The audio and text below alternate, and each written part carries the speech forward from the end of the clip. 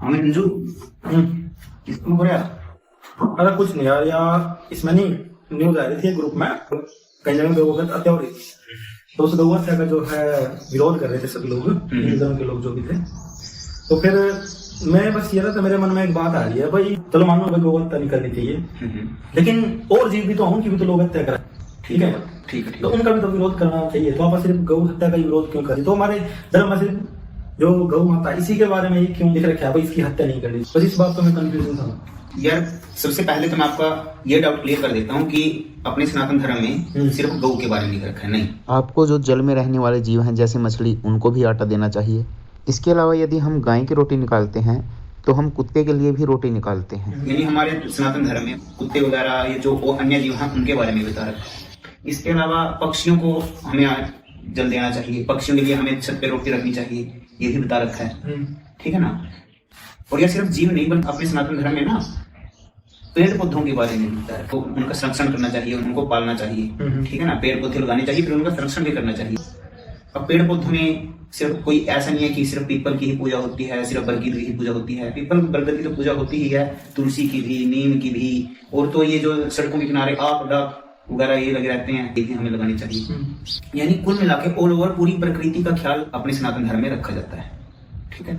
लेकिन अब बात आती है गौ माता की। अभी आजकल ना एक ट्रेंड बना हुआ है बीफ का, और ये मतलब कुछ एक जो मतलब अशांति फैलाना चाहते हैं ना, गौ की हत्या जानबूझ कर रहे हैं, क्योंकि गौ को हम माता मानते हैं, जिसको हम मां मान रहे हैं। अगर कोई उसकी हत्या करेगा तो उसका हम विरोध करेंगे। लेकिन हमारे अपने सनातन धर्म में गौ की भी, पशु पक्षियों की भी, पशु पक्षियों को अगर हम ये चावल दे रहे हैं, पशु पक्षियों के लिए हम ये छत पे मतलब पानी रख रहे हैं, ठीक है ना। जो ये हो गए आकाश में रहने वाले जीव, मछलियों के लिए जो जल में रहने वाले जीव हैं उनके लिए भी, जो यानी भूमि पे रहते हैं जैसे कुत्ते हो गए, बिल्ली हो गई, ठीक है। इसके अलावा और तो और ये तो बहुत बड़े बड़े हो गए, छोटे छोटे जैसे कीड़ी मकोड़े होते हैं ना, कीड़ी मकोड़ों के लिए भी सलाह दी जाती है कि आपको उनको आटा देना चाहिए, चीनी में आटा मिला करके, ठीक है ना। तो सिर्फ गौ माता की ही पूजा नहीं होती। लेकिन अगर हम बात करें गौ की, तो और गौ को माता क्यों कहते हैं?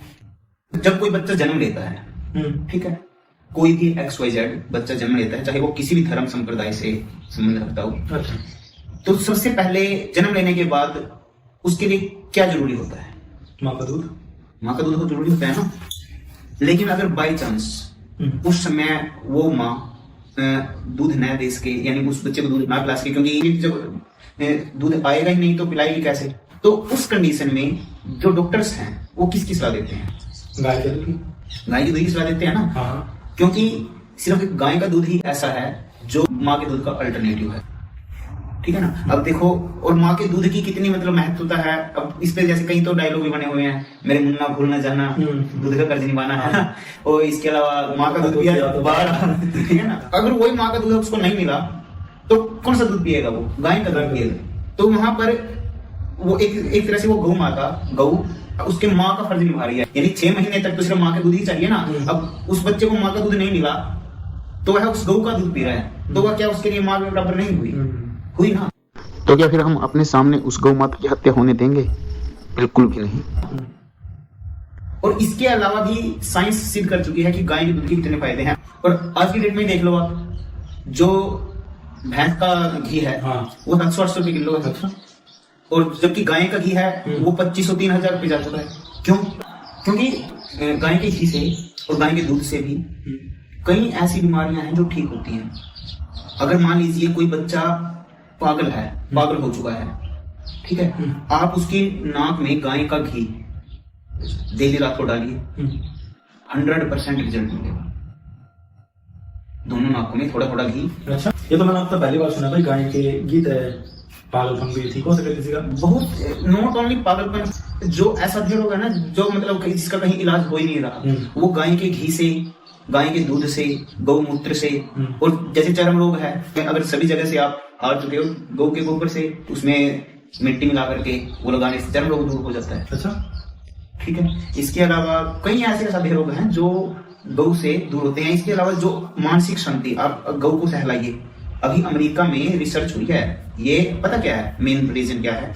अगर हमारे भारत देश में कोई ब्राह्मण या कोई आपको बाबा महंत ये ऐसी बातें बताएगा तो आप बिलीव नहीं करोगे।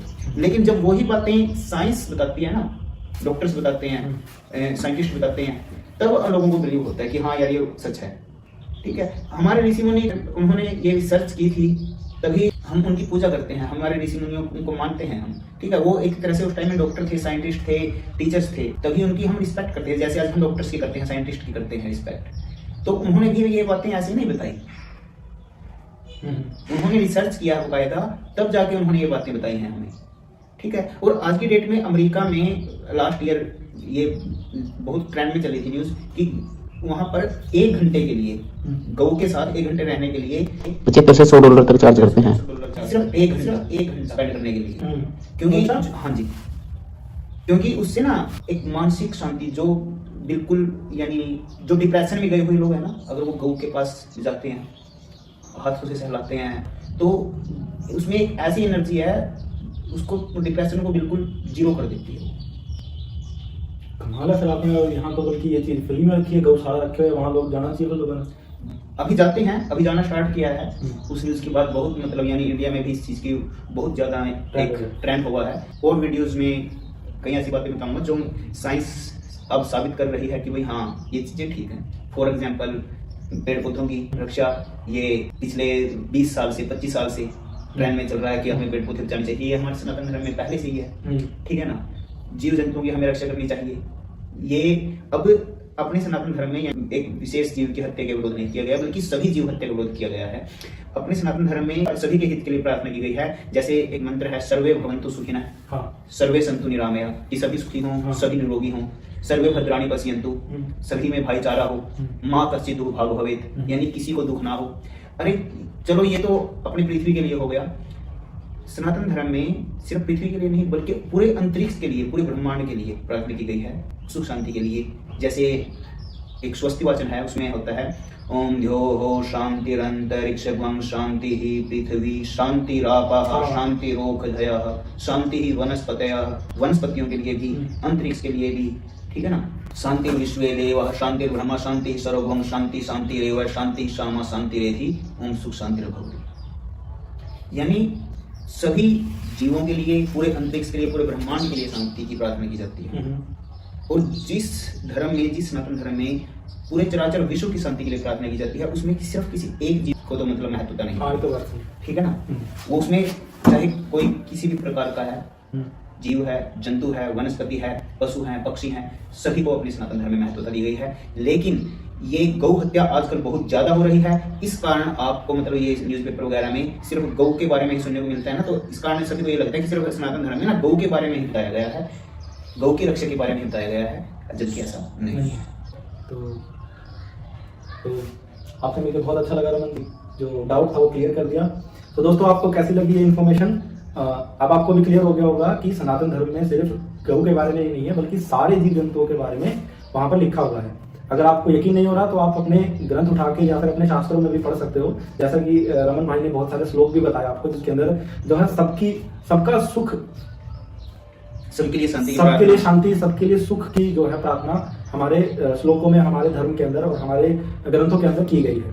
तो ऐसी इंटरेस्टिंग वीडियोस आपके लिए आती रहेंगी, तो कृपया करके इस चैनल को सब्सक्राइब कर दीजिए और ये इन्फॉर्मेशन आगे से आगे लोगों तक शेयर कर दीजिए, ताकि सबको पता लग सके हमारे सनातन धर्म में सारे जीवों के लिए सनातन धर्म सेम है।